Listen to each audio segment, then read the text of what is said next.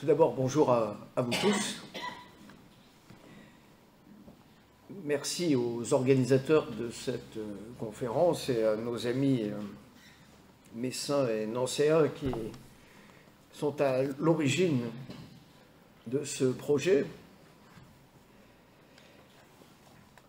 ainsi que l'institution qui nous accueille dans ses murs pour que nous puissions explorer ensemble une thématique qui n'est pas toujours un objet classique d'étude, nature de l'homme et franc-maçonnerie traditionnelle. Alors, les autorités diocésaines auront sans doute perçu que dans l'intitulé franc-maçonnerie traditionnelle, on entend une franc-maçonnerie soucieuse et consciente de la mémoire historique et civilisationnelle de la zone géographique dans laquelle nous nous trouvons et qui s'appelle l'Europe chrétienne, qui par toutes ses racines et ses branches diverses a permis l'efflorescence de cette civilisation dont le patrimoine ne se limite pas simplement à des édifices, mais également à des cathédrales de la pensée, à une perspective spirituelle, originale, dont, d'une certaine manière, l'éclosion des sociétés dites secrètes, fermées, ou de pensée, ou de nature initiatique, peu importe l'intitulé qu'on leur donne, sont apparus au moment où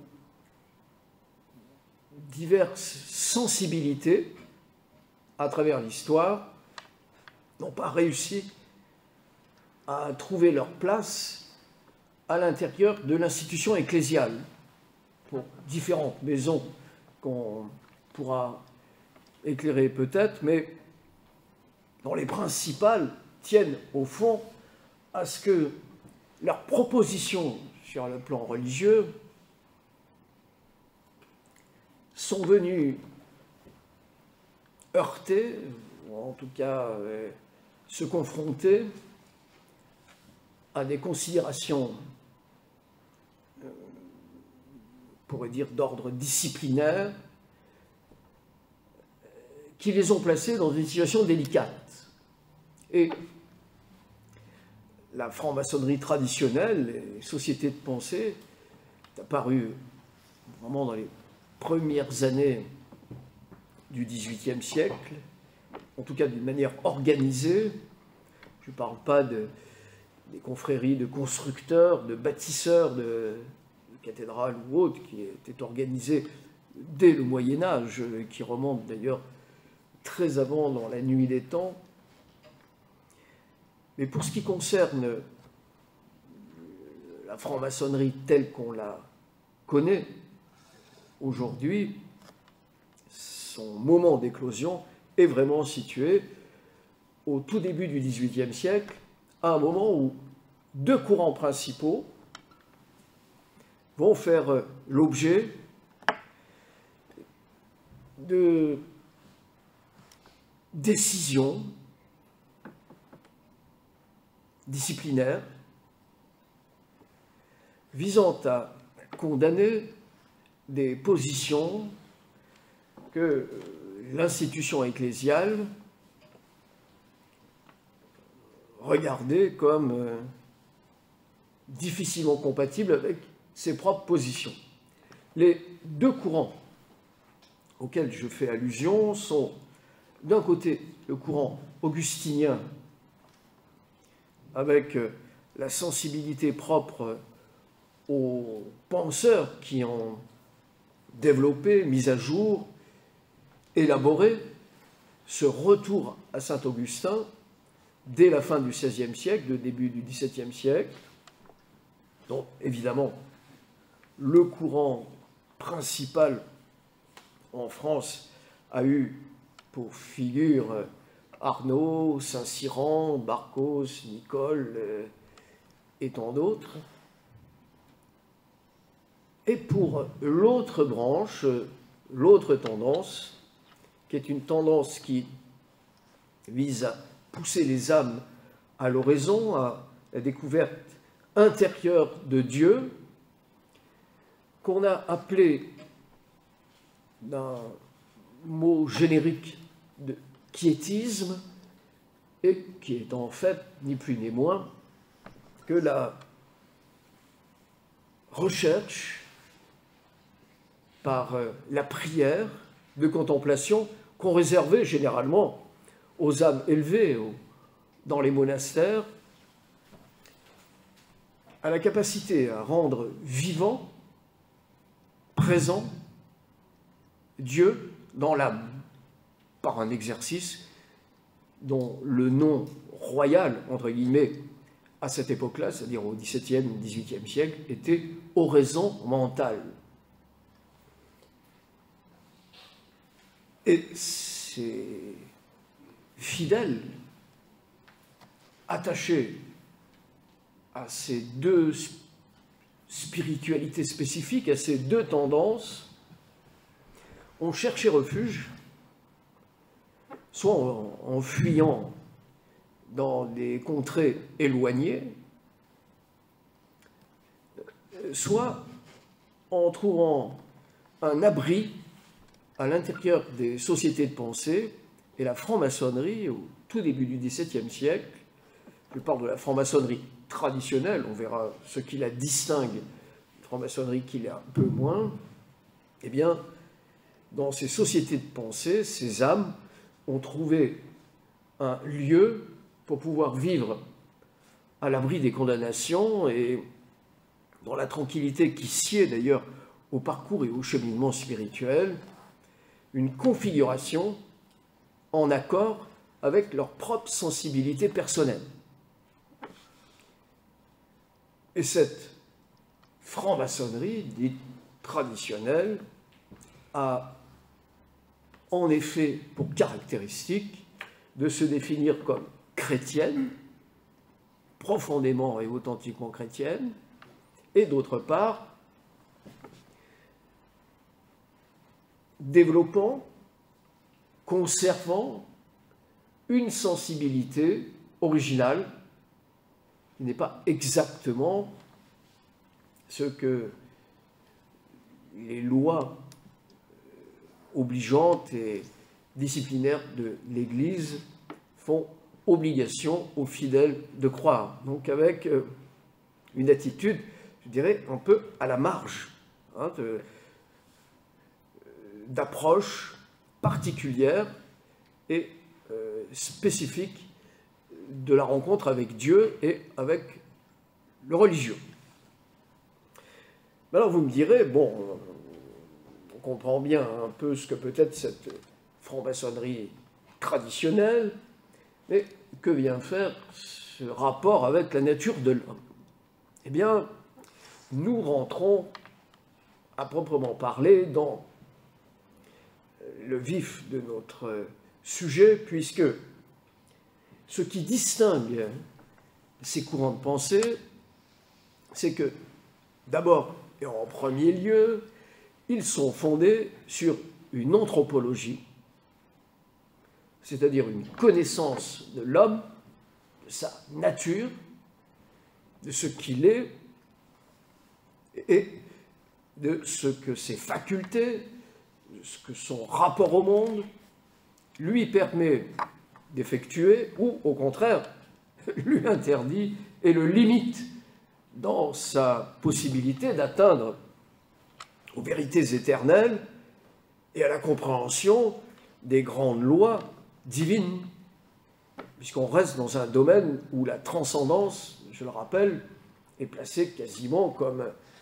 une vérité de base, l'adhésion à la croyance en Dieu et l'immortalité de l'âme étant pour ces courants de pensée des éléments acquis qui ne font pas discussion, qui ne sont pas soumis à une quelconque remise en question.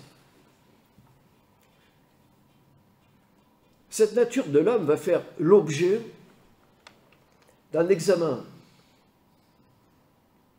vraiment approfondi dans un courant précis de cette franc-maçonnerie traditionnelle qu'on appelle le régime ou le rite écossais rectifié.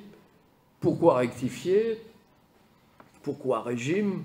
C'est que tout simplement, au XVIIIe siècle, en 1778 exactement, à Lyon, Jean-Baptiste Villermoz, soyeux de son état, décide, à partir des éléments reçus d'un côté de la stricte observance dite templière et de l'autre de l'ordre des chevaliers maçons et Cohen de l'univers, fondé par Martinez de Pasquali, de constituer un ordre à la fois maçonnique et chevaleresque, dont l'objet premier est d'être appuyé sur un enseignement, sur un corpus théorique dont les éléments proviennent des propositions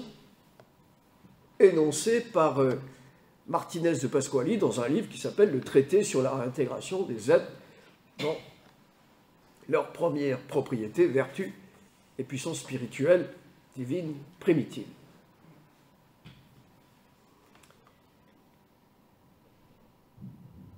Un membre de ce régime, en Savoie, Joseph de Maistre, a d'ailleurs pu définir ce qu'était la franc-maçonnerie lorsque la question lui a été posée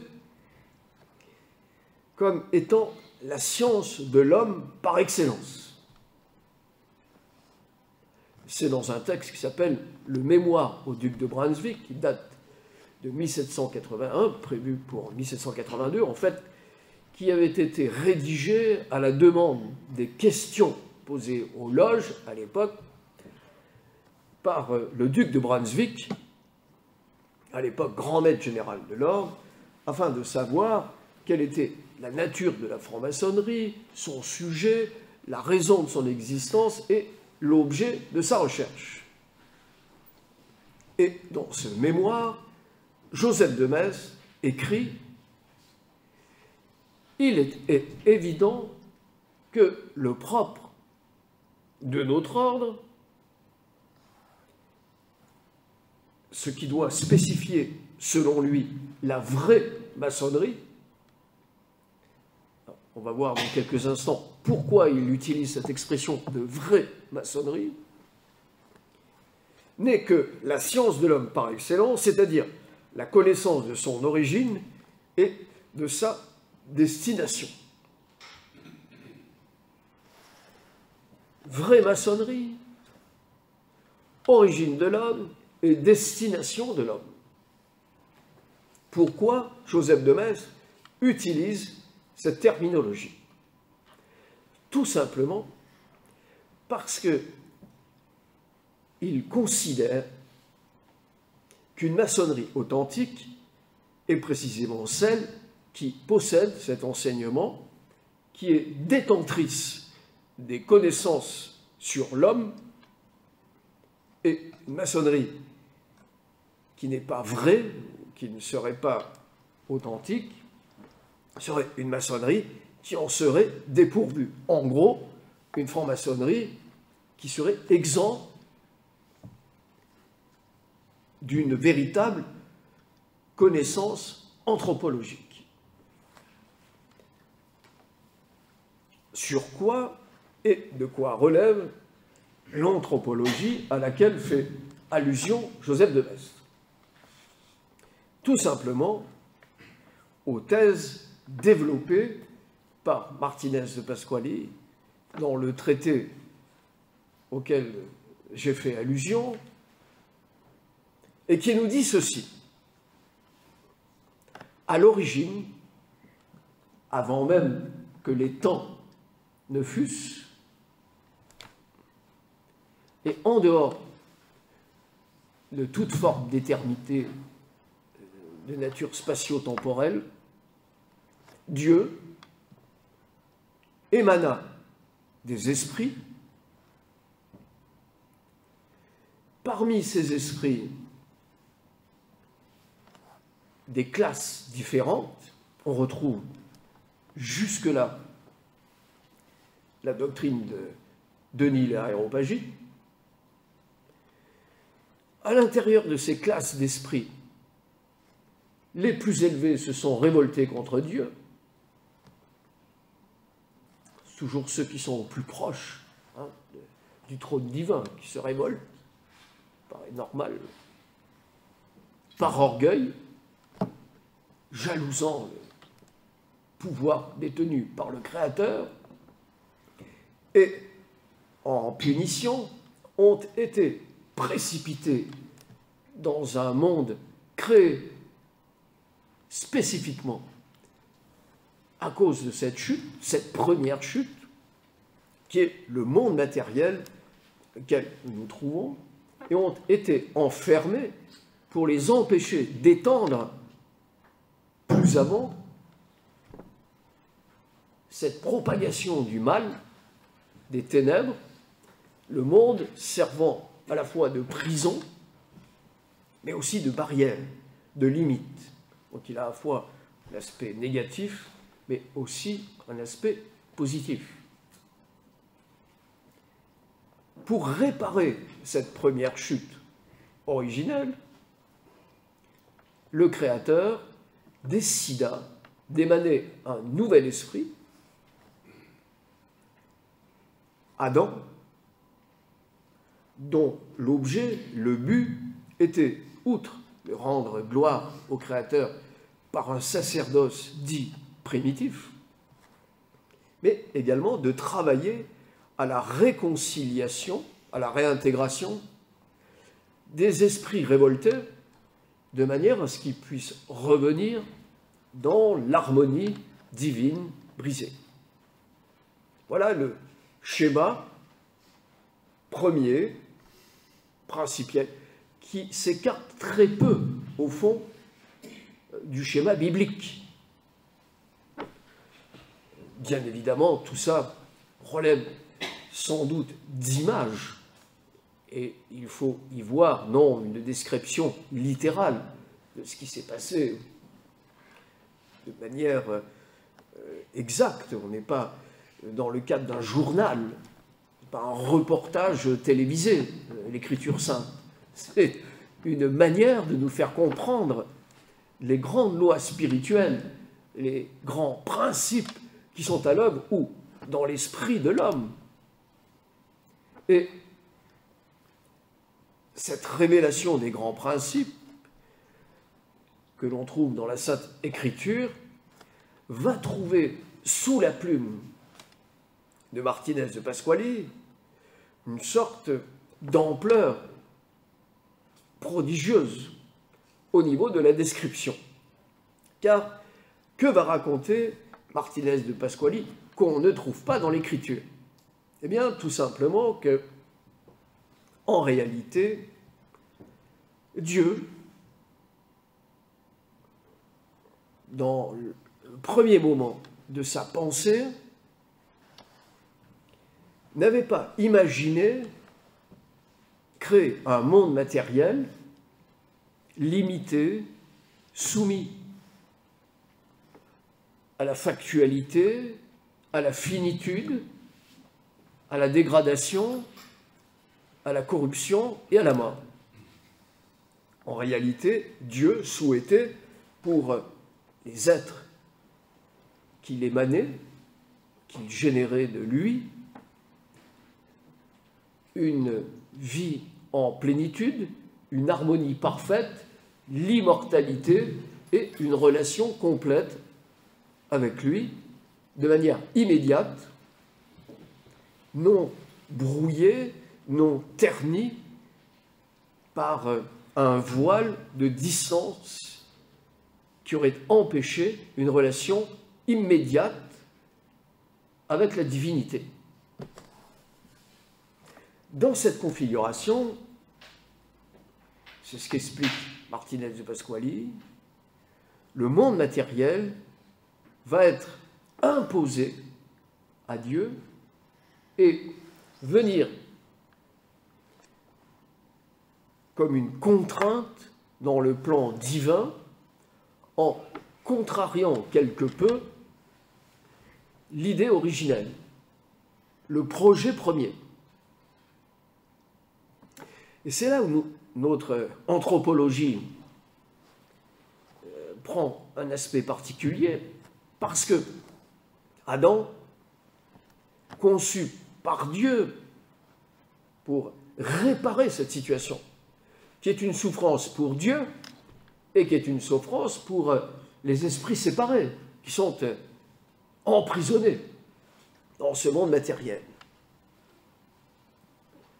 Adam est donc délégué par le Créateur, c'est d'ailleurs le nom que lui donne Martinez de Pasquali, délégué par le Créateur pour œuvrer à la réconciliation.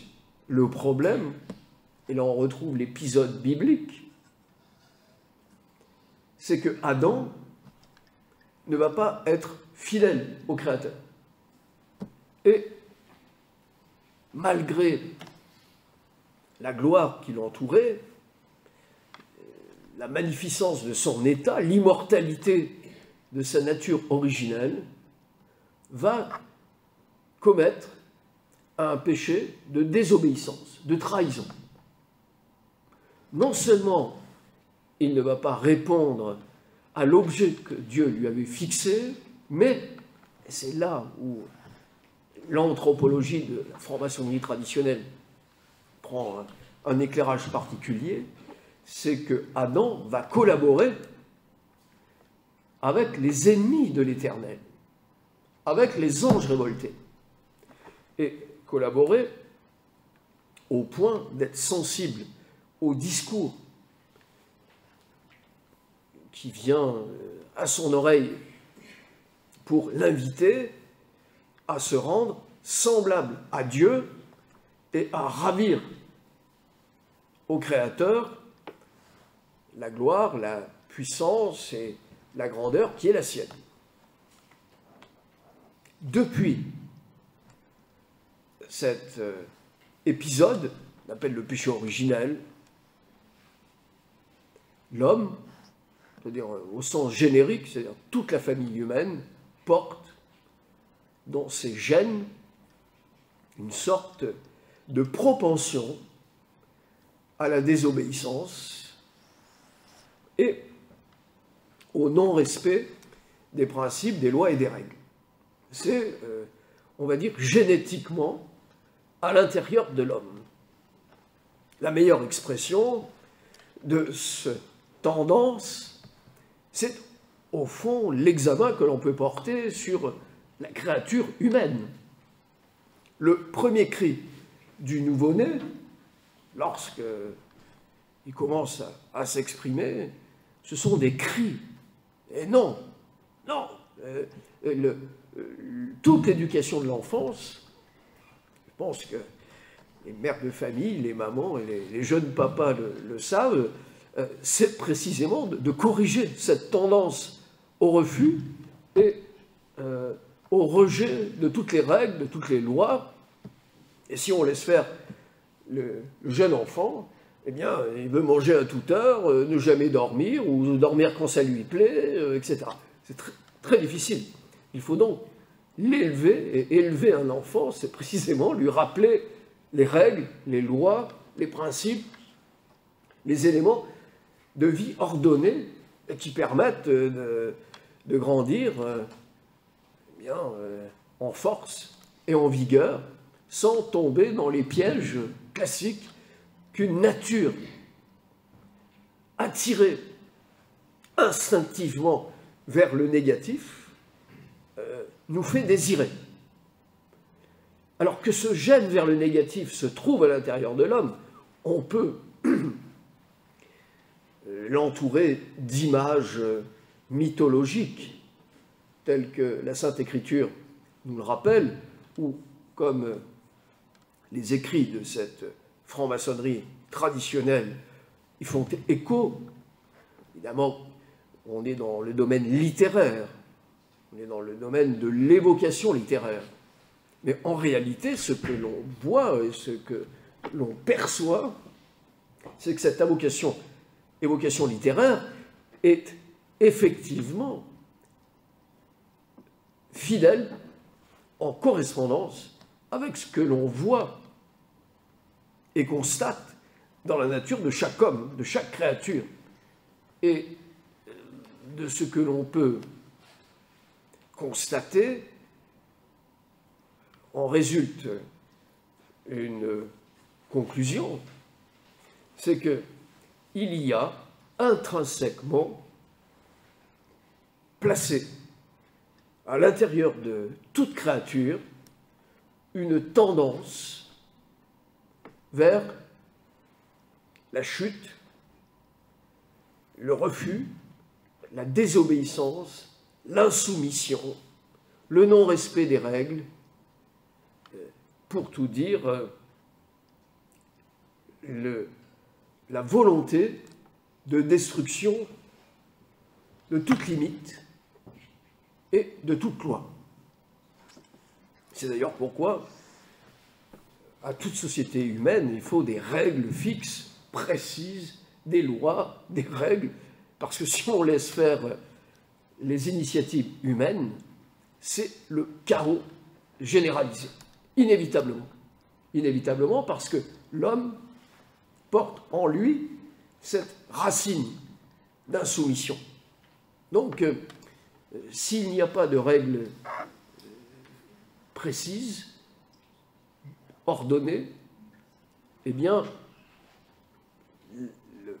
la société humaine, le monde humain devient absolument ingouvernable. Alors, à partir de ce premier constat, c'est-à-dire de cette racine de révolte, pourrions-nous dire, dont les premières périodes de jeunesse, depuis le nouveau-né jusqu'à l'effusion de l'adolescence, nous montrent généralement la puissance avec laquelle tout ceci peut s'exprimer. Le regard porté par cette anthropologie traditionnelle vise à dire ceci. Et je crois que par rapport à cette première analyse, ce point est extrêmement important. Cette tendance à l'insoumission, à la révolte et à la désobéissance, qui provient de notre nature, au fond, qui est une conséquence de l'écorce, de l'enveloppe humaine que nous recevons à notre naissance, a une origine qui nous dépasse, qui ne vient pas de, comme on dit souvent dans les familles, oh, lui il a un mauvais caractère, lui il est compliqué, lui... Non, en réalité tout le monde a un mauvais caractère et est compliqué. Simplement, certains gèrent plus ou moins bien, ou ont des facultés de gestion plus ou moins efficaces sur leur caractère et leurs tendances et leurs penchants, mais nous sommes tous animés et, je dirais, fabriqués, forgés par les mêmes essences et la même substance. Nous participons tous de la même famille, de ce point de vue-là, quelles que soient les considérations d'origine sociale, religieuse, ethnique, culturelle. Nous sommes tous à la même enseigne, tous, à part égale, fils d'Adam, fils de la même racine qui, pour une raison qui tient lieu à l'attraction vers le négatif est posée comme première pierre de l'édifice de l'homme. Le deuxième élément, donc, comme je vous le disais, qui est extrêmement important, c'est de regarder la situation actuelle et de dire, au fond, si l'on interroge la plupart des créatures, des êtres, et que la vie est difficile, c'est pas simple, c'est compliqué. Il est compliqué de venir au monde, de grandir, d'échapper à l'ensemble des maladies endémiques auxquelles les générations sont soumises. Qui plus est, lorsqu'on arrive à échapper à tout ça et que, bon an, mal an, on se fait une place au soleil, on trouve l'être aimé, la créature, l'âme sœur, comme l'on dit, avec laquelle on est heureux de partager son temps sur cette terre, eh bien, on voit vieillir ses parents et on doit se préparer à leur disparition. Eux-mêmes ont vu partir leurs propres parents et ont appris qu'ils ne sont là que d'une manière transitoire et éphémère, que tout ce qu'ils ont accumulé en biens, en œuvres, en histoire, ils doivent l'abandonner, le perdre, et que peut-être d'ailleurs ce qu'ils vont laisser sera dispersé, d'ailleurs peut-être même pas peut-être, c'est quasiment une certitude, que tout ce qu'ils ont accumulé avec difficulté, tout ça va s'évaporer de droite et de gauche, vendu à l'encan, et au fond, ce qui avait fait l'effort de leur jour, être dilapidé par les générations qui vont leur succéder. Qui plus est, tous ceux à quoi ils se sont attachés, parce que jusque-là on parle des biens matériels, mais les êtres aimés, les enfants nés de leur chair, ils vont devoir s'en séparer, puisque la mort, inévitablement, va les retrancher de la relation avec, d'abord, l'être aimé, l'âme sœur avec laquelle ils ont partagé leur vie, et puis ensuite, des enfants qui en sont surgis, des familles dans lesquelles ils se trouvent. Un jour, tout ceci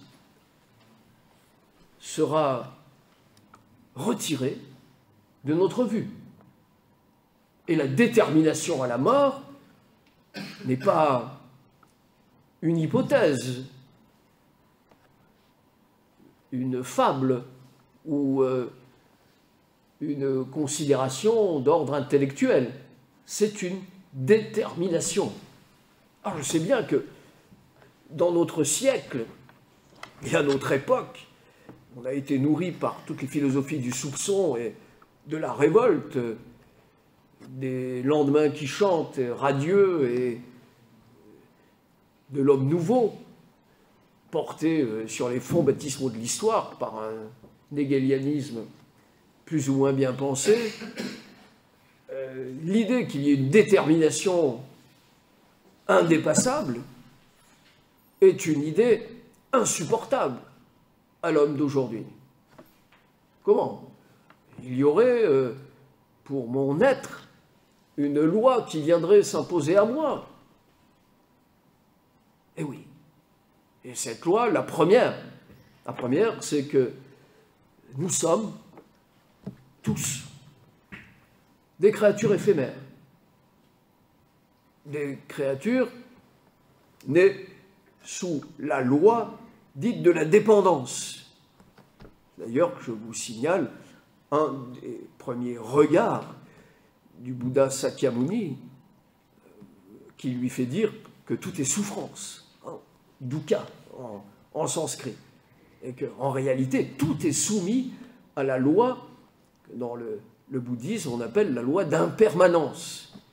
Mais cette loi est connue dans la tradition chrétienne depuis des siècles sous le nom de loi de contingence universelle. La contingence universelle, c'est que chaque être qui vient en ce monde ne s'est pas donné l'être, mais il l'a reçu d'un être qui lui-même l'avait reçu d'un autre être, etc. Personne ne peut prétendre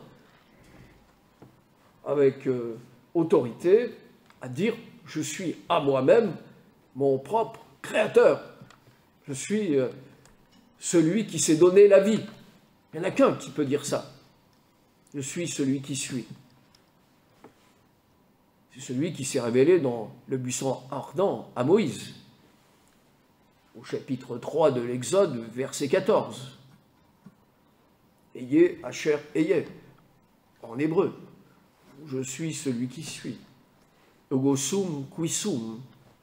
Mais à part lui, tous les autres hommes sont obligés de reconnaître « je suis venu au monde à telle date, de tels parents, j'ai grandi, j'ai pris de l'âge, et aujourd'hui, je suis à telle étape de mon existence. Et demain, après-demain, à une date que l'on ignore, comme disait saint Augustin, Dieu a fait ignorer la date de notre mort pour nous y faire penser chaque jour. On sait que notre destination est de quitter cette terre. Le problème, mes chers amis, c'est que nul ne se satisfait de cet exposé. À l'intérieur de nous, tout clame pour refuser cette détermination. Tout s'exprime pour dire « je ne veux pas de cette loi. Je n'en veux pas. » Bon, très bien, mais on ne peut pas faire autrement. Alors comment on fait? Eh bien, comment on fait? En réalité, ce qui se passe, c'est que les créatures souffrent, vivent sur un lit de douleur, comme on dit dans l'Écriture, sont dans l'angoisse, sont dans la frayeur. Toutes les terreurs viennent de la crainte de la mort, pas d'autres sources à la crainte, à la frayeur, à l'angoisse, aux terreurs nocturnes, qu'elles soient celles du petit enfant jusqu'à l'adulte terrifié par l'idée même de sa disparition, c'est la même racine. Je ne veux pas mourir, je crains de disparaître.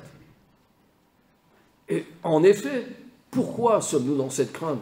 Tout simplement, et là on voit que l'image biblique n'est pas fausse, c'est que Adam, à l'origine, n'était pas fait pour la mort. Il est fait pour l'éternité. Il est fait pour permettre à son existence de se développer dans l'infini, parce qu'il est configuré à l'infini de Dieu. Donc tout ce qui est limite, barrière, finitude, est pour lui insupportable. Au point que le sentiment de révolte devant cette condition est l'un des ressorts les plus puissants de l'âme humaine. Que faire? Le divertissement pascalien. On s'amuse, on se promène, on regarde de nouveaux paysages, on rencontre d'autres personnes. Alors ça marche un moment. On arrive comme ça à détourner l'esprit. En fait, ça s'appelle du détournement d'attention en psychologie moderne. Hein. Voilà, ce que vous disent vos psys. Hein, ah, vous avez de telles obsessions. C'est très simple, cher monsieur ou chère madame. Pensez à autre chose. Pensez à un endroit, à un être, à une image qui vous détourne l'esprit de votre angoisse, de votre obsession. Bon, c'est un procédé, hein, ça s'appelle des procédés. Ça marche un peu. Alors, je vous rassure, métaphysiquement, ça n'a strictement aucune utilité. Hein, ça ne va pas vous faire disparaître vos angoisses métaphysiques. Ça vous permettra simplement de prendre le bus ou le métro tranquillement et de pouvoir, de pouvoir plus ou moins gérer votre rapport au monde. Mais en tant que tel, ça reste quand même un procédé très limité. Alors, si ça ne marche pas, on passe à l'étape supérieure. Et là, on sort le stylo du médecin et alors 3 fois par jour, vous prendrez, et c'est la chimie qui se substitue à la métaphysique. Et là, tout à coup, vous devenez un rat de laboratoire. C'est-à-dire qu'en réalité, vous ingurgitez une camisole chimique qui vous permet d'atténuer et de tranquilliser votre âme. Bon, voilà, c'est pas extraordinaire, mais des fois ça vaut mieux que certaines extrémités. Quoi qu'il en soit, on n'est pas du tout dans le cadre d'une réponse de nature spirituelle. On est dans quelque chose qui reste des industries humaines capables de calmer la situation dans laquelle se trouve actuellement l'homme. Alors, si vous ne voulez pas aller voir un médecin, je sais très bien qu'il y a d'autres produits plus ou moins légaux. Le produit légal en vente dans toutes les épiceries, c'est celui qui sort des distilleries, avec des degrés plus ou moins importants, qui vous permet de calmer un peu la bête. Hein, voilà, en fonction du nombre d'hectolitres ingurgités. Enfin, le réveil le lendemain et les jours qui suivent est toujours un peu difficile. On enrichit les grossistes et détaillants en vin et spiritueux, mais enfin, c'est pas extraordinaire non plus. Alors, je sais bien que depuis les années 60, on a trouvé des méthodes plus olfactives, on va dire. Ceci étant, c'est pareil. Les prophètes de la transformation psychédélique de l'âme dans les années 60-70, Timothy Leary et tant d'autres, Alan Watts, etc., aujourd'hui, nous sommes obligés de reconnaître que ce genre de thérapie hallucinogène ne mène pas bien loin. Parce qu'en réalité, elle ne modifie pas la nature de l'homme. On reste avec le même inconfort, avec la même difficulté, tout en enrichissant d'ailleurs des réseaux de trafiquants ou en le faisant pousser dans son jardin, loin des yeux de la maréchaussée. Bon, ou sur son balcon si vous n'êtes pas dénoncé par la voisine du dessus. Moi, je ne suis pas en train de vous donner des conseils, hein, mais quoi qu'il en soit, ces méthodes ont un seul et unique objectif, c'est détourner l'âme de ce pauvre Adam des folies qui sont dans son esprit et qui viennent claironner de manière permanente en lui. Ça ne va pas. Tu n'es pas bien dans cette situation. Ça ne correspond pas à ton souhait, à ce que tu voulais, à ce quoi tu espérais. Et alors, ce qui est extraordinaire, c'est que vous pouvez interroger tout le monde. Personne n'est content de sa situation. Tu vas bien, toi? Alors, si c'est comment ça va, la formule de politesse, c'est oui, oui, merci, ça va bien, et toi? Bon, voilà, c'est facile.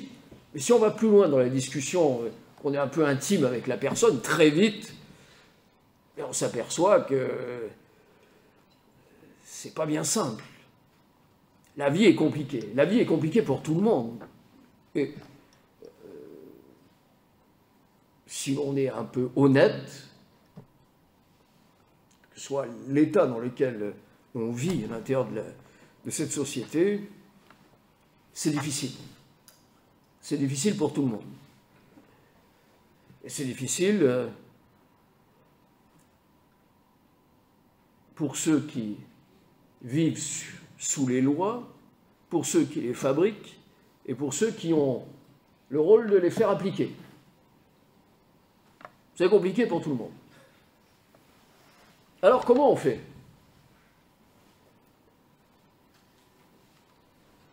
On me dirait qu'il est temps d'y penser parce que ça fait déjà un moment qu'on est en train d'exposer la situation.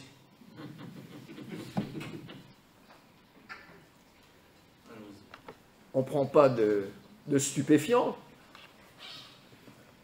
pas de benzodiazépine, pas de traitement psychiatrique.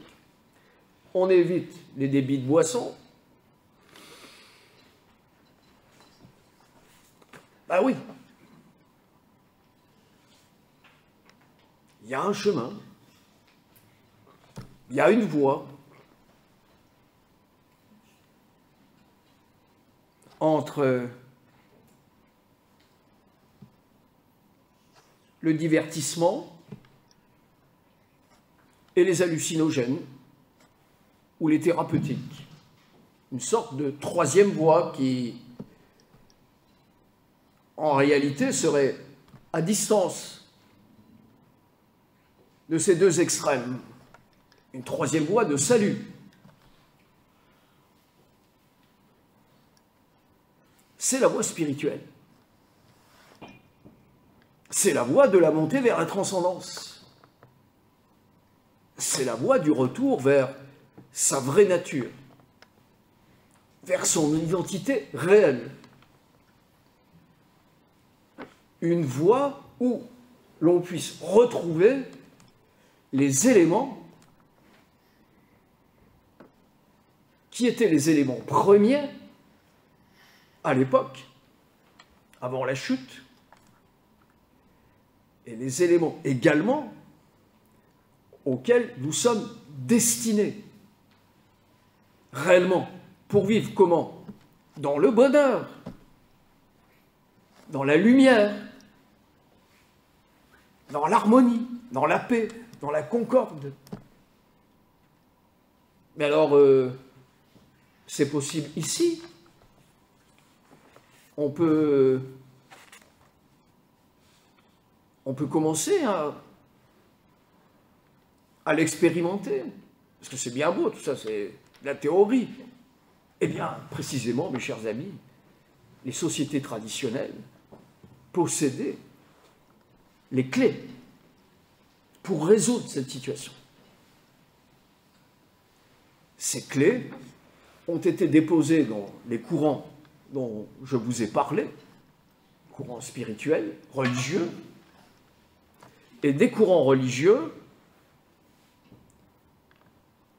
ces clés ont été également déposées dans des structures traditionnelles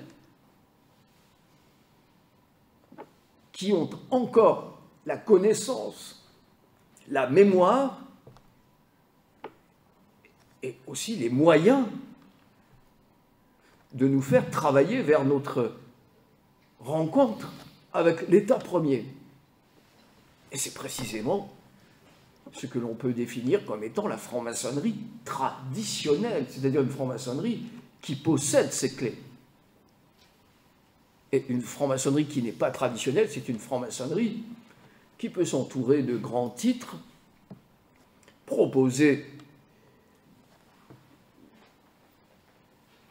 des degrés, des nominations et des désignations emphatiques et parfois assez impressionnantes. En effet, entouré de décors impressionnants, souvent accompagnés de franges et de guirlandes. Or, évidemment, ça fait la richesse des marchands de décors. Mais ça ne fait pas grand-chose pour la transformation de l'âme.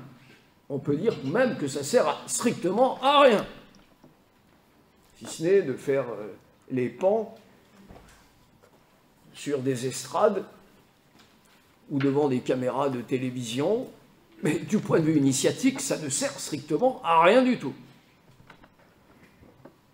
Ce qui importe, c'est une franc-maçonnerie qui possède les clés opératives sur le plan de la transformation de l'être. C'est bien beau de dire on est dans des sociétés initiatiques. Mais si c'est initiation, c'est simplement pour savoir comment déboucher les bouteilles au moment des banquets,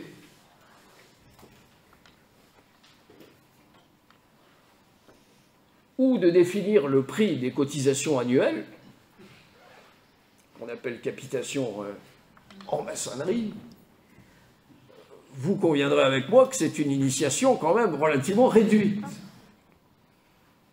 Alors, le paradoxe, c'est souvent les plus aptes dans ces domaines qui deviennent les grands maîtres de ces structures, de ces juridictions. C'est les plus aptes à définir le montant des capitations et la marque des flacons qui seront mis à disposition de ceux qui participent des domaines.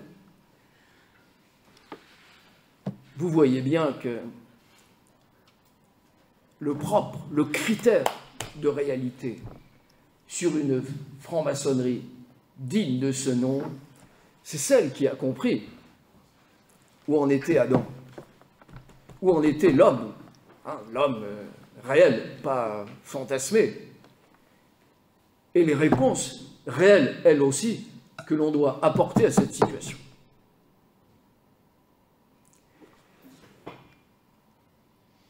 Le propre de cette franc-maçonnerie traditionnelle, c'est que ces méthodes ont été préservées. Alors, je sais bien que c'est tout petit.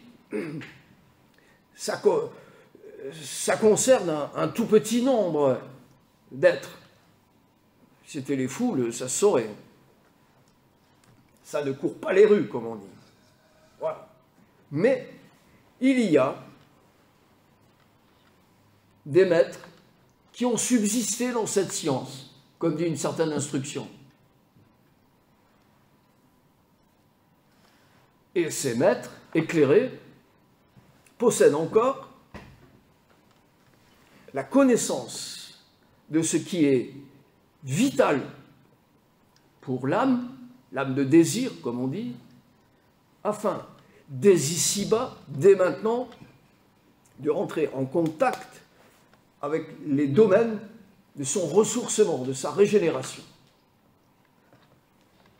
Ce qui explique d'ailleurs ce double triangle qui est la rencontre en fait de l'homme et de la divinité, qui permettent de sceller une alliance entre l'attente de l'homme et ce que peut la divinité apporter à la situation actuelle. Et par étapes, cette franc-maçonnerie traditionnelle permet à ce que l'âme qui s'est engagée dans ces domaines commence à comprendre d'abord sa nature, ce qu'elle est, comment elle fonctionne, quelles sont les règles qui permettent sa verticalisation, et non pas de rester au niveau des pâquerettes, rester au niveau des problèmes, c'est-à-dire en réalité des fausses solutions qui essayent de résoudre au niveau où se posent les questions. Comme on dit, aucune solution humaine aux problèmes humains. Ce n'est pas la peine d'attendre quoi que ce soit dans ce domaine. Et quatrièmement, l'ouverture vers la transcendance, vers le divin, vers les régions invisibles, peu importe l'appellation qu'on veut leur donner, mais en tout cas vers ce qui, en l'homme, dépasse l'homme. Ce qui en l'homme passe l'homme, comme dit Maurice Zindel, ayant bien volontiers une référence à ce grand esprit dans le lieu qui nous accueille ici. C'est-à-dire ce qui, en l'homme, précisément, n'est pas encore créé, est un être. relève de l'incré, comme dirait Maître Écart, relève de cette fine pointe de l'âme qui, elle, est en contact avec le divin, avec le ciel, qui en nous n'est pas abîmée, mais qui en nous peut être détruite. Parce que, et là on peut poser un instant de gravité, si l'on se trompe dans nos existences, si l'on se méprend sur ce qu'il en est de l'enjeu de notre être au monde, vous pouvez être certain que ce n'est pas simplement la mort corporelle qui vous attend. C'est ce que Jacques Maritain appelle la seconde mort, la mort de l'âme. On peut faire mourir en nous le principe divin. Comme dit Friedrich Nietzsche, en ses aphorismes, l'homme peut mourir d'être immortel. Une pensée extraordinaire.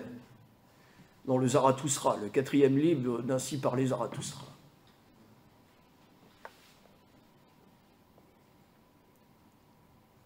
Donc il y a là un enjeu considérable. Et notre rôle, modestement, c'est de faire prendre conscience de cet enjeu et d'appeler les âmes curieuses qui sont en attente de réponse à se tourner vers cet essentiel et comprendre qu'il y a là une histoire qui se joue dont l'issue n'est pas garantie. Tout va dépendre de la manière dont on va se comporter. Tout va dépendre de la manière dont on va prendre ou pas au sérieux la situation. Et tout à coup réaliser qu'il en va de notre devenir, pas du devenir immédiat, le devenir à court terme, du devenir éternel, du devenir pour l'éternité, du devenir parce que configuré à l'infini, en réalité, en effet, l'homme aspire à cet infini, de la même manière que son intelligence, configurée pour le vrai, c'est la recherche permanente, en justice, mais aussi en vérité, c'est-à-dire que l'âme de l'homme, en permanence, essaye de savoir si c'est vrai ou c'est faux. Sur tout et n'importe quoi. C'est la recherche permanente. Mais pourquoi? Parce que, simplement, né d'un principe divin qui est le beau, le vrai et le bien, la vérité est intrinsèquement nécessaire à notre existence. Sans vérité, nous sommes perdus. Nous avons besoin de savoir ce qui est vrai ou faux. Ce critère de discernement étant pour nous une règle d'airain, une règle fondamentale. Rien n'est pire pour l'âme humaine, pour l'individu, que l'incertitude. Ne pas savoir. On sait très bien d'ailleurs, de ce point de vue, que l'absence de connaissance de la parentalité est un des facteurs premiers de déséquilibre chez l'enfant et l'adolescent. Qui est ton père? Qui est ta mère? Je ne sais pas. Ah bon. D'où viens-tu? Je ne sais pas. Alors, non seulement la situation est compliquée, mais si en plus on ignore les géniteurs, autant vous dire que là, on nage dans le brouillard absolu, le brouillard total. On rajoute un brouillard à un autre brouillard. On dirait c'est le règne de la quantité, le signe des temps. Hein, ça fait partie du jeu auquel se livre le monde moderne. Oui, c'est vrai. Enfin, c'est une raison pour nous d'y contribuer. Je pense qu'au contraire, le discernement nous porterait plutôt à encourager à la préservation au moins des critères de reconnaissance classiques, on va dire, à partir duquel plus ou moins l'humanité, depuis l'origine, a pu trouver des repères dans son rapport au monde. Enfin bon, quoi qu'il en soit, le rapport à la vérité est un critère essentiel dans la construction de l'âme. Le problème, c'est que notre intelligence, qui a cette appétence, qui a cette soif de vérité, ne la trouve pas. De savoir ce qui est vrai ou faux. Dieu existe, Dieu n'existe pas. On bute sur une sorte de mur qui fait que notre seule certitude, c'est que nous ne savons rien. Vous me direz, c'est déjà pas mal. Au moins, on sait quelque chose. C'est qu'on ne sait rien. Enfin, avec du rien, on ne va pas loin. C'est bien que le rien se soustrait, comme disait un célèbre humoriste, puisque rien moins rien égale moins que rien. Enfin, c'est quand même une arithmétique négative qui ne permet pas d'arriver à des certitudes tout à fait émoussantes. Ça permet de faire rire au cirque, et sur les théâtres et dans les estrades, mais ça ne permet pas, ça fait partie des jeux de l'esprit, mais ça ne permet pas de satisfaire l'homme. On regarde une situation qui est en effet incroyablement bloquée et on se dit, je suis incapable, absolument incapable, de pouvoir prétendre à un élément de vérité.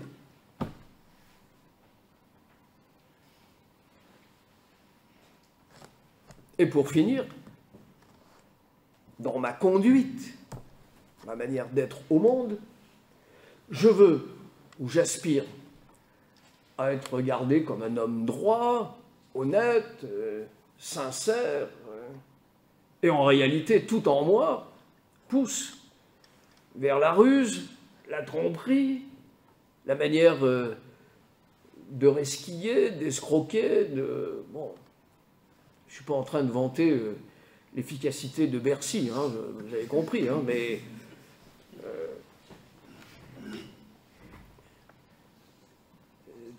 il y a, et les responsables de ces domaines le savent, une tendance, une pente naturelle, même chez les plus honnêtes, à, bon, si jamais, ça va, hein, c'est pas grand-chose. Hein. Et ça, c'est la marque qu'Adam a reçue en Éden, le mensonge. Il n'y peut rien. On n'y peut rien. C'est comme ça. C'est constitutif de la nature. C'est ce que fait dire à saint Paul, d'ailleurs, le bien que je veux faire, je ne le fais pas, et le mal que je veux éviter, c'est précisément ce que je fais. Grand psychologue, saint Paul. Grand analyste de l'âme humaine.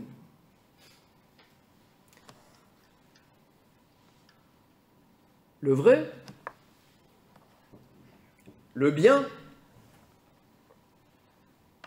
le beau, pour finir avec les transcendantaux, tout en nous aspire à la grandeur, à l'éloge, à la gloire, à la magnificence.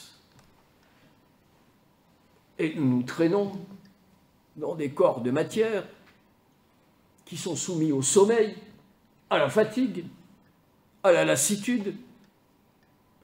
Quelque spectacle magnifique que l'on ait devant les yeux, si on le voit trop souvent, au bout d'un moment, on en est lassé. On se dit, bon, faut que je vende cette maison, ça commence à me fatiguer. Toujours les mêmes arbres devant les yeux. Mais vous êtes bien ici. Ah, j'en peux plus, tout ça m'énerve. Bon, même les positions les plus avantageuses. Les rois se lassent d'être rois. Même la gloire la plus extraordinaire du monde, les grandes voitures, les richesses, tout ça, au bout d'un moment, finit par lasser. Il y a dans l'homme une nature d'insatisfaction. Une insatisfaction à jamais irrésolue. D'ailleurs, c'est ce qu'on entend dans les familles. Hein, de l'homme à la femme, de la femme à l'homme, réciproquement. Tu n'es jamais content. De toute manière, ça ne te plaît jamais. Je vois que je ne suis pas le seul à l'entendre.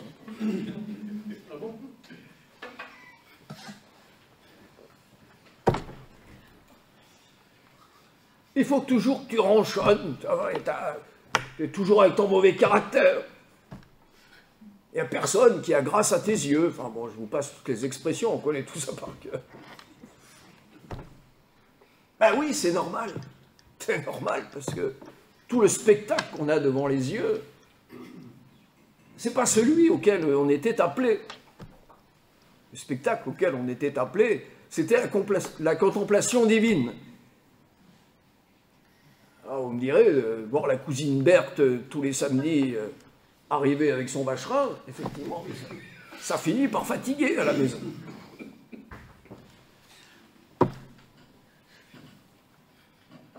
Et aller passer toujours les vacances au même endroit, voir les mêmes imbéciles qui plantent leur tente ou gardent leur caravane tordue, ou écoutent la même musique stupide, ou s'abreuvent des mêmes émissions de télévision pour demeurer mentaux.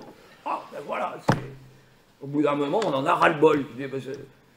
Mais c'est cette vie à laquelle tu aspirais, ma chérie. Ah non, effectivement, vous voyez mieux. Mais j'en peux plus, moi, je peux plus te boire en peinture, mais moi non plus. Ben alors, au revoir. Allez, on s'en va. Restons là.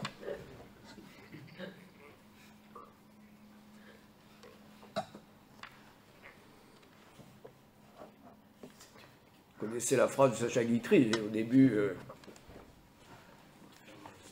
on s'embrasse, on s'enlace, et puis on se lasse. C'est la vie. Oui, mais cette vie, ça ne va pas. Cette vie, elle ne nous convient pas. Rien de ce qui est humain, rien de ce qui est créé, ne peut satisfaire notre attente infinie. Et l'on est dans cette situation qui est à la fois tragique et aussi comique, parce que, heureusement, qu'on a un peu le rire pour sourire de ce dans quoi nous sommes enfermés, mais quoi qu'il en soit, rien ne peut venir combler en nous l'absence, le vide, l'abîme ontologique, qui en fait est l'abîme de l'être. Ce rien, l'abîme de l'être, qui,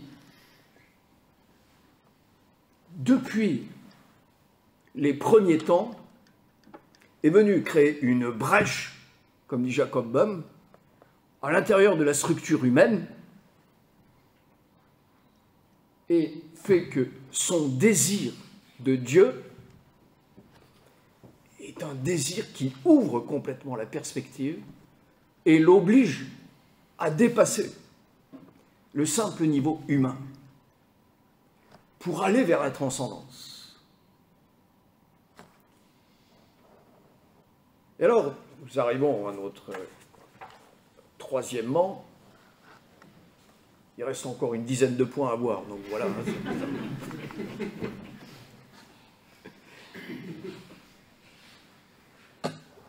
Non, le troisième point va être à la fois plus bref, plus simple et plus complexe. Comment, ici et maintenant, je peux commencer ma réconciliation, retrouver ma vraie nature, retrouver les éléments de ma véritable identité et commencer à me laisser ressourcer reféconder, recréer, régénérer à partir de la transcendance. Alors, la méthode, de ce point de vue, est fort simple, mais elle demande de la persévérance. Elle ne coûte rien, elle ne participe pas de la hauteur des cotisations annuelles. Elle a pour seul critère notre fidélité et le sérieux avec lequel on s'engage dans cette démarche. Si nous sommes à distance de notre nature première, de notre véritable origine, alors il faut imposer dans un premier temps le silence, le calme, le retrait du monde à la créature et lui permettre d'entrer dans son intérieur. Ce que Louis-Claude de Saint-Martin appelle l'interne. Ça répond à une phrase que l'on trouve dans la Sainte Écriture. Lorsque le Christ, au milieu des pharisiens, est l'objet de cette question. Ah, tu prêches le royaume. Le royaume, c'est le royaume de Dieu. Si l'on veut décoder, entre guillemets, la désignation, c'est retrouver la paix, le bonheur, la lumière. Et la question, mais où est ce royaume? On parle savamment, mais il est où? Et la réponse du Christ, c'est intéressant puisque les évangiles ont été écrits en grec, donc au moins on a un élément de certitude. La réponse, le royaume de Dieu, Oumon entos, à l'intérieur de vous. Comme dit la Vulgate, regnum Dei est in vos est. S'il avait voulu dire, comme toutes les traductions que l'on trouve dans la plupart des textes sacrés, il est au milieu de vous, il est là, il se promène, il aurait dit Oumon extos, à l'extérieur. Mais la désignation est précise, est à l'intérieur de vous. Et d'ailleurs, à d'autres passages de la Sainte Écriture, la désignation, la localisation est extrêmement claire. Vous êtes le temple du Saint-Esprit. Lorsque tu veux parler à ton Père, retire-toi dans ta chambre, ferme la porte et parle à ton Père qui te voit dans le secret. Donc, tout ça confirme bien la localisation. Alors, en effet, la démarche est de retirer nos pas de l'extérieur, de l'externe, et de ramener sur l'intérieur. Pourquoi faire? Pas pour y contempler le chaos qui y règne, la désorganisation, la folie, et les contradictions multiples dont nous sommes fabriqués, mais pour entrer dans une voie de silence. Alors, vous me direz, moi je me retire en moi, je ferme les yeux, je fais silence et j'entends rien. Ben, Ah oui. Normal. On n'entend rien parce qu'en réalité, il y a une cacophonie. Dans l'esprit, ça ne cesse de s'agiter. Et en permanence, le mental fait tourner une petite moulinette qui est liée à la contingence. Est-ce que j'ai bien fermé le gaz? Mon numéro de parking est... Alors vous passez comme ça toute une conférence ou un film à penser à votre automobile. Est-ce que le chien était dehors ou dedans quand je suis parti? Ah, j'ai le rendez-vous, enfin bon, on passe les détails. Voilà ce qui va circuler en permanence, et le ronron de l'esprit.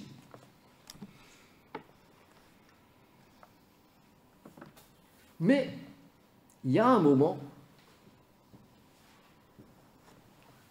où si l'on fait attention à ne pas faire attention, on me dirait c'est un peu compliqué, mais c'est ce que les orientaux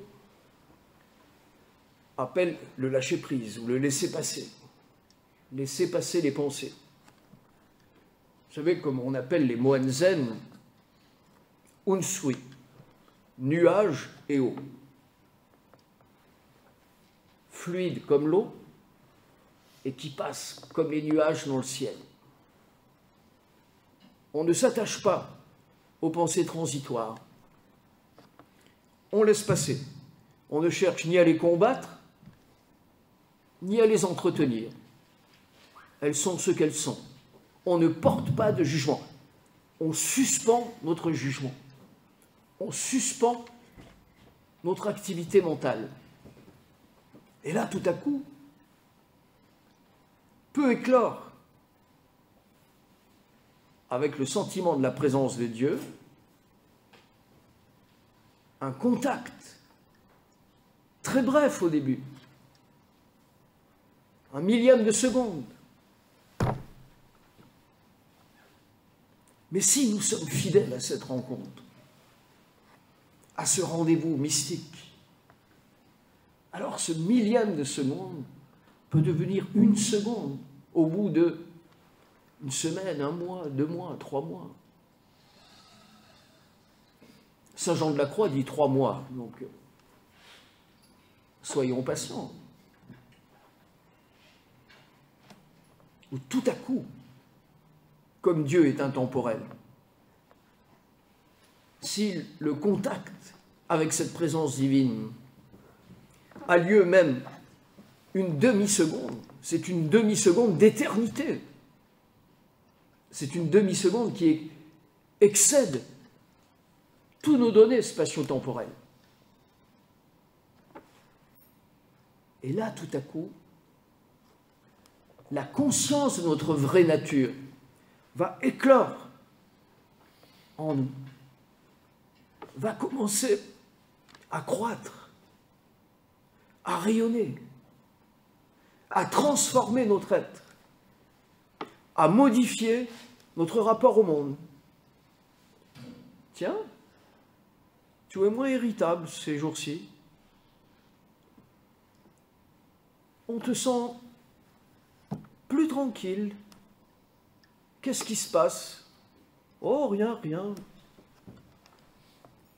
En réalité, votre secret, c'est que vous avez rencontré votre véritable essence, immortelle, éternelle.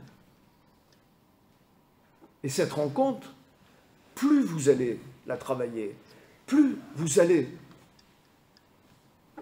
insister dans les temps que vous allez lui accorder, plus elle va vous porter à la transformation intérieure, à la modification de votre perception du monde et des autres, à la,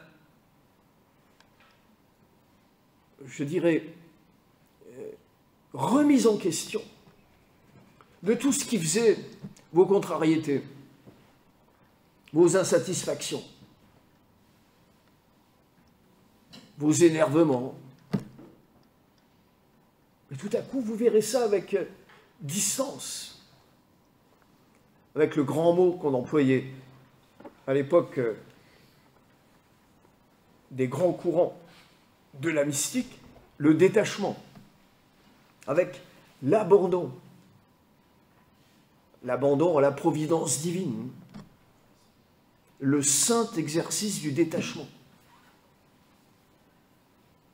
Alors, étrangement, c'est pour ces raisons qu'au XVIIe siècle, on a condamné les grands spirituels qui ont proposé cette voie. Vous savez pourquoi? Ça ressemblait trop aux méthodes orientales. Ce qu'on a dit à Madame Guyon, ce qu'on a dit à Fénelon, ce qu'on a dit à Miguel Molinos. Vous transformez les chrétiens en des bouddhas. Par exemple, à Saint-Cyr, sur les conseils de Madame Guyon, les jeunes filles qui étaient dans la pension, fondée par Madame de Maintenon, se consacraient à l'oraison. Et alors, on envoyait certaines qui, dans les grands couloirs, un peu ressemblaient à ici, comme dit celui qui s'est fait la mémoire du siècle de Louis XIV, qui bâillaient sur leur balai, le menton appuyé, la pensée perdue en Dieu. Dans le bonheur de ce contact d'immensité, ces demoiselles, tout à coup, prenaient contact avec Dieu. Le problème, c'est que ce contact s'opérait sans passer par le prêtre, sans passer par les sacrements. Et ça, pour l'Église à l'époque, inacceptable. Comment? Le chrétien, alors comme ça, il va entrer en contact avec Jésus, avec Dieu, en passant le balai, en faisant la vaisselle.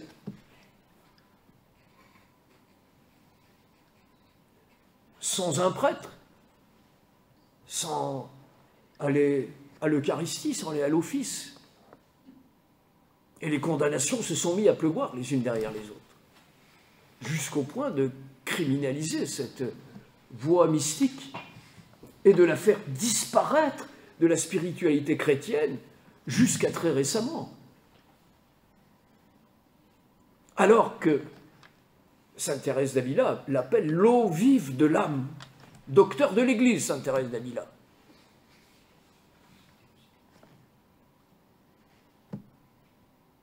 Et qui plus est, avec des maîtres spirituels qui ont appris, développé, écrit tout ce qu'il est nécessaire de savoir pour entrer dans cette science extraordinaire qui est la science de l'âme, qui est la science du renouveau de l'âme en Dieu, qui est la science de la revitalisation de l'esprit.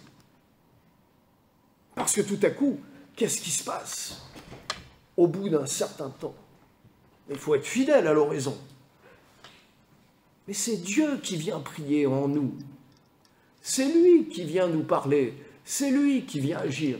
Et c'est pourquoi on voit Sainte Thérèse d'Avila et ses sœurs, comme la petite Thérèse de l'Enfant Jésus, d'ailleurs, dont le maître de René Guénon, Madjoy, a écrit une petite vie qui est magnifique. Courir, se précipiter à l'oraison, parce qu'elle sait que son rendez-vous divin devient un aliment essentiel à sa vie. Et là, de manière extraordinaire, on voit des âmes renouvelées, transformées, heureuses, qui rayonnent. Et comment? Elle mange 3 morceaux de pain. Elle est là, perdue, habillée avec 3 bouts de tablier recousu. Et elle a l'air d'être heureuse. Ben oui, parce que son bonheur est en Dieu. Elle a trouvé le rapport à la transcendance. Et qu'est-ce qui va faire l'émerveillement de Louis-Claude de Saint-Martin à la période de la Révolution? On le contraint, puisque il faisait partie de la petite noblesse, le premier état de chevalier, à cueillir la luzerne pour faire de la poudre de canon au moment de la Convention. Évidemment, ses capacités à couper la luzerne dans les champs étaient quand même relativement limitées, alors on s'est dit on va le mettre à trier la bibliothèque des pères de l'abbaye de Saint-Maur, qui n'était pas bien loin. Et dans la bibliothèque, sur les étagères, Louis-Claude de Saint-Martin tombe sur la vie d'une sainte peu connue, Marguerite du Saint-Sacrement. Marguerite du Saint-Sacrement. Il lit la vie de cette religieuse qui a inventé un chapelet, la petite couronne, à l'enfance de Jésus. Il dit, mais c'est énorme, c'est extraordinaire. Et il affirme, du point de vue des sublimités, Marguerite de l'enfant Jésus est comparable à Jacob Boehme. Elle est capable de nous amener à des niveaux spirituels comparables au philosophe silécien, le visionnaire de Görlitz, qui a écrit L'Aurore naissante et tant d'autres livres fondamentaux. Et là, il a une intuition de génie, Louis-Claude de Saint-Martin. Il se dit, mais nous avons, dans notre patrimoine ascétique et mystique, des trésors du point de vue spirituel, des trésors qu'il suffit simplement d'ouvrir. Et alors il lit la biographie de Marguerite du Saint-Sacrement. Alors j'ai rappelé tout ça dans l'Église et le sacerdoce selon saint Martin, en étant allé sur les textes. C'est une quasi-inconnue aujourd'hui. Qui s'intéresse à Marguerite du Saint-Sacrement? Personne. Alors qu'en réalité, elle explique comment faire oraison. Mettez-vous dans les bras de Dieu comme un enfant. Placez-vous en ses mains comme un petit nouveau-né. Et laissez-vous porter par le ciel. Laissez agir en vous le céleste intervenant. Et Louis-Claude de Saint-Martin va écrire un certain nombre d'ouvrages pour le petit cercle de disciples qui étaient autour de lui, afin de leur expliquer comment pouvoir simplement, aisément, par une méthode courte et facile, comme dit François Malaval, ou Madame Guyon, le moyen court et facile de faire oraison, eh bien, à retrouver le contact nécessaire et vital avec Dieu. Les intimes de Louis-Claude de Saint-Martin se demandent si véritablement ils ne rêvent pas, tellement tout ça leur apparaît magnifique, beau, lumineux, extraordinaire. Et à la question, Monsieur de Saint-Martin,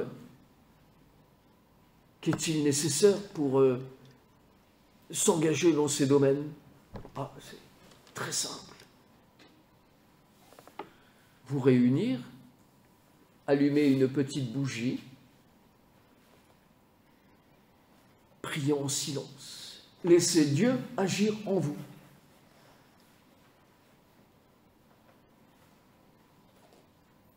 il faut... ça coûte cher, il faut une carte, il faut adhérer quelque part. Non, non. C'est Dieu qui agit. C'est là. C'est à proximité de vous. Vous n'avez, en réalité, qu'à ouvrir votre âme, à vous laisser féconder par la puissance divine. Mais alors, oui, vous n'aurez presque plus rien à faire. Restez immobile, demeurez silencieux et laissez le divin réparateur intervenir en vous. Et il explique tout ça à ses proches, à ses dirigés. Et la chose extraordinaire, c'est que l'état d'inconfort, la difficulté d'être au monde, les terreurs, les angoisses, les folies, s'apaisent dans l'âme des proches de Saint Martin, dans ses plus proches disciples, dont Prunelle de Lierre, à Grenoble, engagé dans les activités de la commune, membre de l'Assemblée nationale, qui tout à coup se retire à Grenoble pour se mettre à la lecture et traduction du livre d'Isaïe et du livre des psaumes, et qui, cheminant dans le jardin de ville, puisqu'il était le responsable, le premier magistrat de la ville, se met en oraison dans les petites allées qui jouxtent la collégiale Saint-André. Vous me direz Saint-André, peut-être pas un hasard, mais bon. Là où avait prêché d'ailleurs saint François de Sales, aux Sœurs de la Visitation. À l'origine même de ce que Mère Angélique introduira à Port-Royal comme méthode d'oraison sur les conseils de saint François de Sales, de saint Jean de Chantal, puis de l'abbé de Saint-Cyran, et puis enfin de Martin de Barcos. Entrant dans une démarche de prière intérieure, d'oraison. Alors vous me direz, alors la franc-maçonnerie traditionnelle propose ces méthodes? Oui. Est-ce que les frères qui sont dans ces domaines ont accès à des instructeurs, à des ouvrages, à des connaissances qui permettent d'avancer et d'en savoir un peu plus? Oui. Est-ce qu'il y a une modification, un changement de l'être? La réponse est oui. Alors, la première réaction, c'est de dire, bon, bah, alors, écoutez, c'est facile, voilà mon numéro de téléphone, je suis joignable du lundi au vendredi à partir de 18h, appelez-moi, hein, rapido, parce que là, ça va bien pour moi, ça commence à bien faire. Ah oui, mais il faut un critère. Ah bon, lequel? Votre volonté de vouloir travailler et vous engager dans ces domaines. Si tu n'as pas assez souffert et qu'il t'en faut encore un petit peu plus, c'est bon, hein, continue. Pas de problème. On ne force personne. Et parfois, certains ont besoin de souffrir toute leur vie. Hein, il y a des masochistes dans ce domaine. Hein, la vie est dure, mais je m'en fous, c'est comme ça. Ah ben, continue, vas-y, allez. T'en as pas encore assez pris à travers la tête. Non, faut continuer. Ah, voilà, continue ton chemin.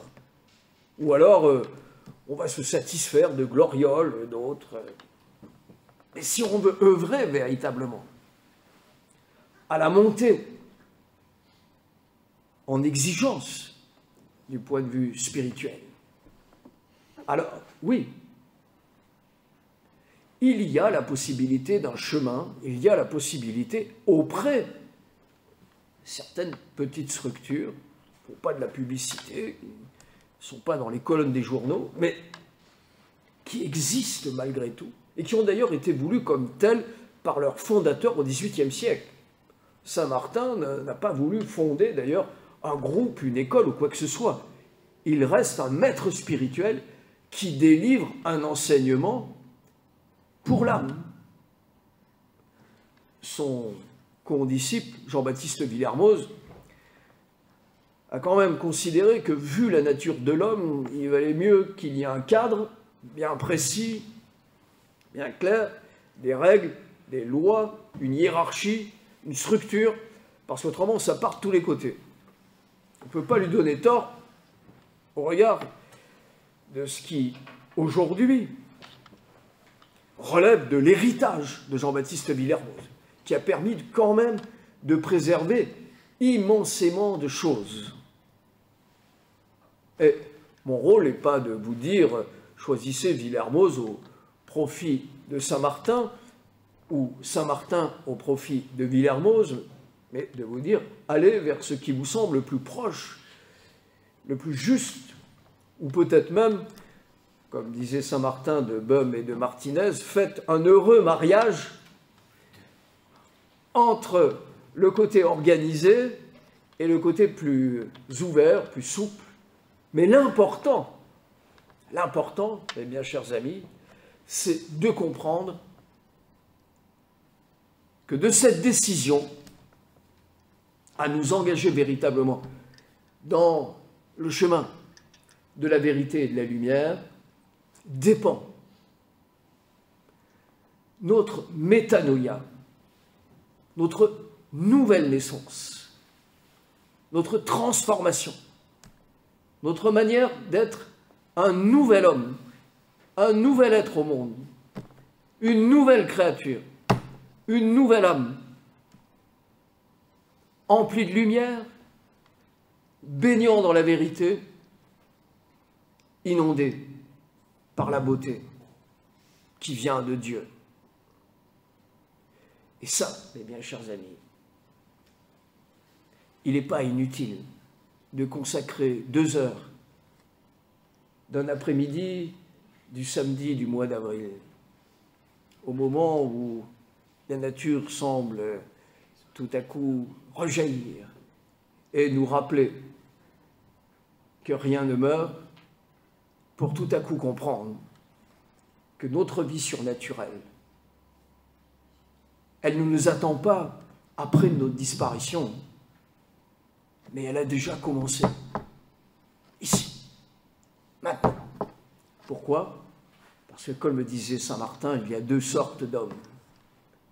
Il y a ceux qui sont au ciel en ne le sachant pas. Il y a ceux qui y sont en le sachant déjà. Nous avons commencé notre vie divine. Nous ne mourrons pas. La mort n'existe pas. Ce n'est pas une étape. C'est une illusion. Ce n'est pas un moment. C'est une transition. Pourquoi? Parce que l'immortalité ne commence pas.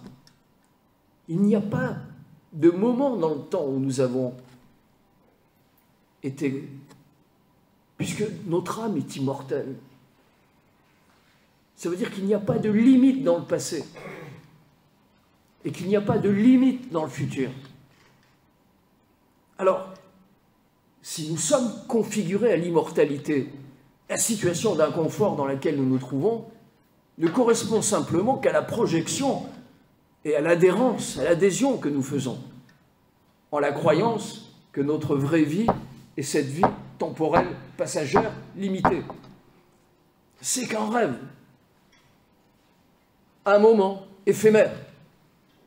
Mais notre vraie vie, c'est la vie de l'âme, qui n'a pas commencé, qui ne finira jamais, et qui, elle, nous apporte la paix, le bonheur, la lumière. Et c'est pour ça qu'il y a plus de 2000 ans, un homme a accepté d'aller au bout de son amour pour les créatures de Dieu et d'être chargé d'une croix pour, sur le mont Golgotha, montrer à l'humanité souffrante qu'il y avait une loi supérieure, qu'il y avait une réalité qui dépassait en sublimité tout ce que les yeux, les sens humains croient comme étant vrai, comme étant réel, qu'il y avait une réalité effective à laquelle nous étions tous appelés en tant qu'enfants de Dieu. Et ce mystère, nous allons le revivre bientôt, dans quelques semaines, au moment des fêtes pascales, dans le cri sublime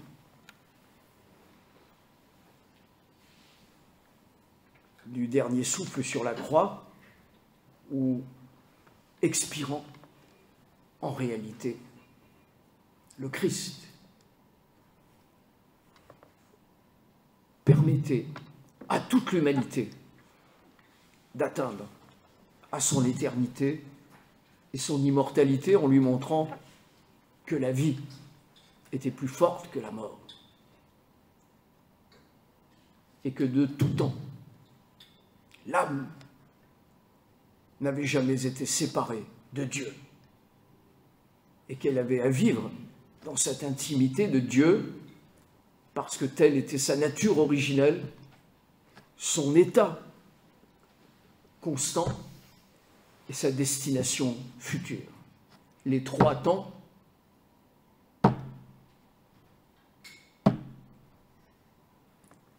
d'une unique et identique histoire dans laquelle le grand fleuve de l'humanité étant engagé, nous avons notre petit rôle à jouer en tant qu'expression du divin pour la plus grande gloire de Dieu et le bien de la famille humaine en son entier. Je vous remercie pour votre attention.